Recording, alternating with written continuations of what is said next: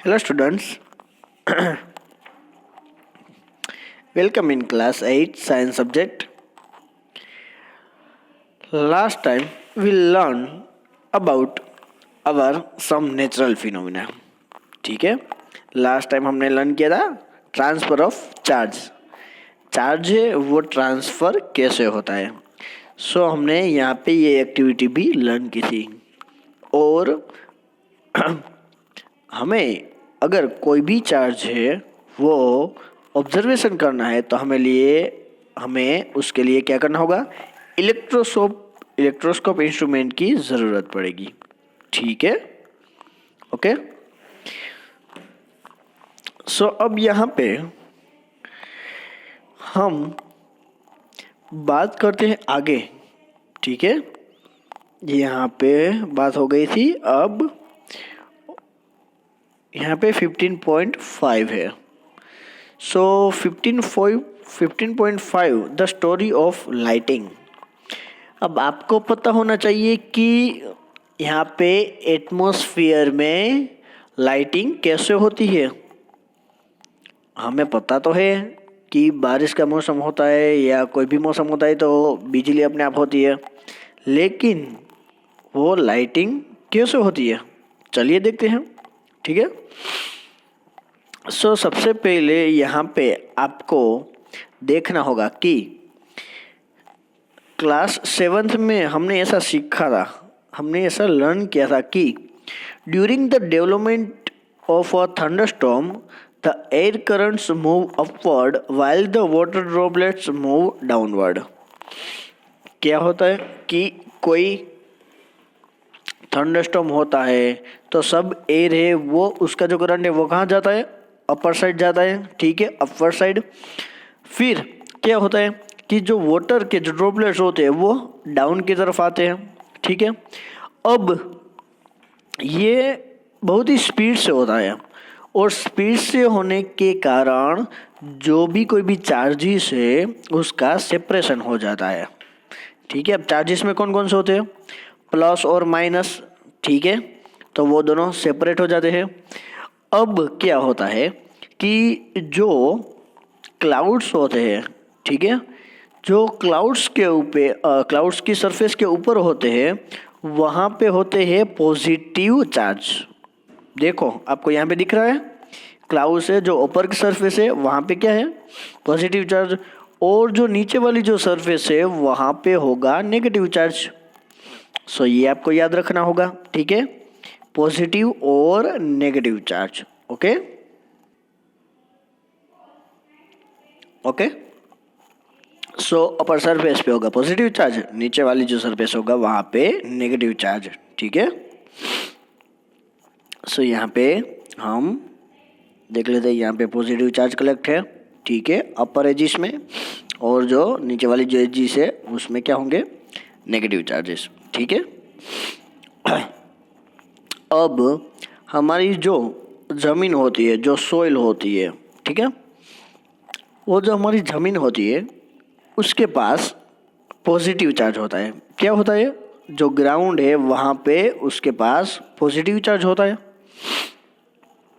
और धीमे धीमे क्या होता है कि ये जो हमने जो चार्जेस जो एक जगह एक्यूमुलेटेड होते हैं तो इसका जो वॉल्यूम है वो लार्ज होते जा रहा है, तो ये एकदम बड़ा सा वॉल्यूम है वो बन जाएगा। और जब ये वॉल्यूम है जब बढ़ जाएगा तब आपको पता है कि एयर क्या है, वो पुअर कंडक्टर है। ठीक है, इलेक्ट्रिसिटी के लिए पुअर कंडक्टर है, तो वो इस करंट को नहीं रोक सकती है, वो इस करंट को नहीं रोक सकती है। तो क्या होगा कि पॉजिटिव और नेगेटिव चार्ज है वो दोनों मिल जाएंगे एटमॉस्फेयर में, और फिर हमें ये एक जो लाइटिंग वाला जो ब्राइटिंग होगा, ठीक है, जो हमें इलेक्ट्रिसिटी दिख रही है ऐसा एक स्ट्रेक्स जैसा हमें दिखाई देगा। ठीक है, सो इसको हम कहेंगे इलेक्ट्रिक डिस्चार्ज। क्या कहेंगे हम इसे, क्या कहेंगे, इलेक्ट्रिक डिस्चार्ज। सो हमें पता होना चाहिए कि इलेक्ट्रिक डिस्चार्ज है वो किसे कहते हैं। ठीक है, अब The process of electric discharge can occur between two or more clouds or between clouds and the earth. Today we need not get frightened by lighting like an ancient people did. अब हमें पता चल गया कि ये जो कोई भी इलेक्ट्रिसिटी हो रही है ये एक नेचुरल फिनोमिना है, ठीक है, ये एक नेचुरल फिनोमिना है। तो यहाँ से हमें अब कोई डरने की ज़रूरत नहीं है, क्योंकि हमें पता है कि सब लोग डर रहे थे कि भाई ये इलेक्ट्रिसिटी हो रही है, बिजली हो रही है, तो गॉड होंगे वो नाराज़ हो जाएंगे, ठीक है, वो गुस्सा करेंगे। ऐसा नहीं है, अब हमें पता है कि ये कैसे हो रहा है, ठीक है। अब मान लीजिए कि कहीं पे अगर कुछ ज़्यादा ही लाइटिंग है वो गिर गई है, ठीक है, वो ग्राउंड पे आ गई है, तो हमें सेफ्टी के लिए क्या करना चाहिए? तो अगर थंडरस्टॉर्म आया है या इलेक्ट्रिसिटी आई है तो हमें सबसे पहले कोई ओपन प्लेस है वहाँ पे हमें चला जाना चाहिए। सबसे पहले हमें ओपन प्लेस है वो फाइंड आउट करनी है, ठीक है। फिर जब आपको थंडर है वो सुनाई दे तभी आपको जल्दी से कोई सेफ प्लेस पे चले जाना चाहिए, ठीक है, वो आपको स्पीड से करना पड़ेगा। ओके, अब है कि कोई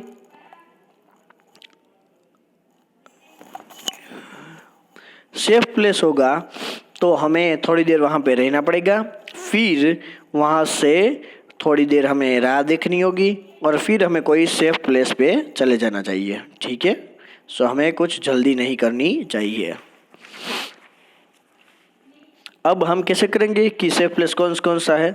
तो हाउस है वो सेफ प्लेस है, बिल्डिंग है वो सेफ प्लेस है, कार या बस है तो हमें उसकी सारी विंडो है वो क्लोज कर देनी चाहिए, तो अभी हम अंदर से क्या है, सेफ है, ठीक है। अब अगर थंडरस्टॉर्म के ड्यूरिंग अ थंडरस्टॉर्म सो हमें कौन सी बात करनी चाहिए और कौन सी बात नहीं करनी चाहिए, हमें क्या क्या प्रिकॉशन रखनी चाहिए, वो यहाँ पे बताया गया है। आउटसाइड, तो यहाँ पे क्या है, एक ओपन व्हीकल्स होते हैं लाइक मोटरसाइकिल, ट्रैक्टर, कंस्ट्रक्शंस में क्या होता है, मशीनरी होती है, कार्स होती है, तो वो सभी सेफ नहीं होते हैं, सो इसलिए हमें इससे दूर रहना चाहिए। फिर ओपन फील्ड होते हैं, टॉल ट्रीज होते हैं, शेल्टर वाले पार्क होते हैं, और ये सभी है वो अगर ये लाइटिंग स्ट्रोक्स है वो अगर आ रहा है तो हमें सेव करने के लिए ये सभी जवाबदार नहीं है, ठीक है। हमें इससे कोई हमें बचा नहीं सकता है। सो हमें क्या करना चाहिए?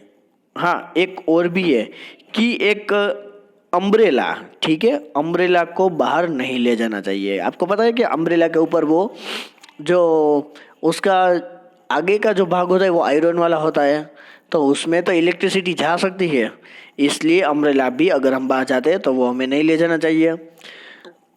फिर अगर हम फॉरेस्ट में हैं तो हमें जो कोई भी ट्रीज़ है, जो शॉर्टर वाले ट्रीज़ है, हमें उसके नीचे ही रहना चाहिए, जो टॉल ट्रीज होते हैं उसके नीचे नहीं रहना चाहिए, ठीक है।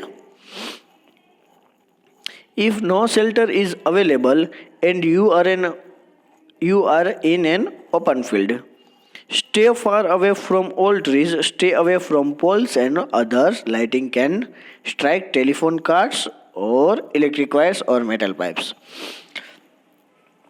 So यहाँ पे देखो, सबसे पहले यहाँ पे 2 लाइन है वो मैं पूरी कर देता हूँ कि सबसे पहले अगर आप कोई ओपन प्लेस में चले गए, ठीक है, ओपन ग्राउंड में, और फिर अगर आप ओपन प्लेस में चले गए हो, ओपन ग्राउंड में चले गए हो, तो जो टॉल ट्रीज होते हैं उससे दूर रहो, ठीक है। फिर कोई भी मेटल का कोई ऑब्जेक्ट होता है आपके आसपास तो वहाँ से आप दूर रहो, ठीक है। अब मैदान जो ओपन ग्राउंड होते हैं वहाँ पे लेट मत जाना, ठीक है, और यहाँ पे जिस पोजीशन में दिखाया गया है इस तरीके से बैठ जाना है आपको। सो इस तरह से आपको जो अपना सिर है वो नीचे की ओर रखना है और ऐसे बैठ जाना है, ठीक है। सो इससे हम बच सकते हैं इलेक्ट्रिसिटी के स्ट्रोक से, ठीक है। अब हमारे पास है इनसाइड द हाउस, ठीक है। हमारे पास टॉपिक है इनसाइड द हाउस। अगर मान लीजिए कि हम घर में ही है तो हमें क्या करना चाहिए। सो यहाँ पे क्या करेंगे हम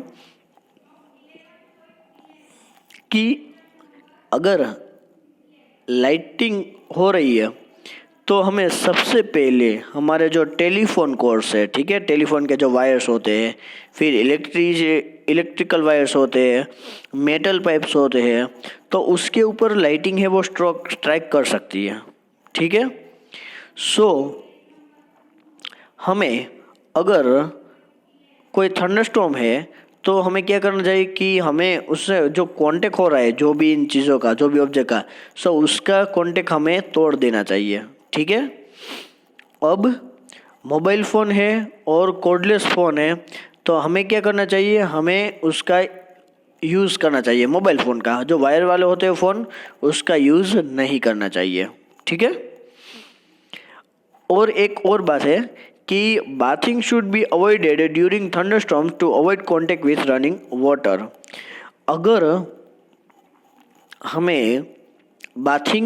अगर हमें ऐसा लग रहा है कि वो जो उसका वाटर का जो फ्लो है वो आगे बढ़ता जा रहा है तो हमें उसका कांटेक्ट, हमें उनसे दूर रहना चाहिए। क्यों? क्योंकि जो वाटर का कॉन्टेक्ट होते हैं उससे दूर रहने के लिए यही अच्छा है, क्योंकि वाटर के साथ साथ तो करंट भी आगे बढ़ता है, ठीक है। अब है इलेक्ट्रिकल अप्लायंस में क्या क्या है, कंप्यूटर है, टीवी है, तो इन सभी को अगर उसके प्लग है तो हमें अनप्लग करने चाहिए, क्योंकि कहीं पे भी शॉर्ट सर्किट हो सकता है या कुछ भी हो सकता है, ठीक है। तो ये हमारे लिए क्या होगा, हार्मफुल रहेगा, ठीक है। अब यहाँ पे है लाइटिंग कंडक्टर्स। तो यहाँ पे लाइटिंग कंडक्टर्स में क्या है, आपने देखा होगा कि अपने घर पे जो लाइटिंग कंडक्टर्स होंगे वो क्या करते हैं, हमें प्रोटेक्ट करते हैं लाइटिंग से। सो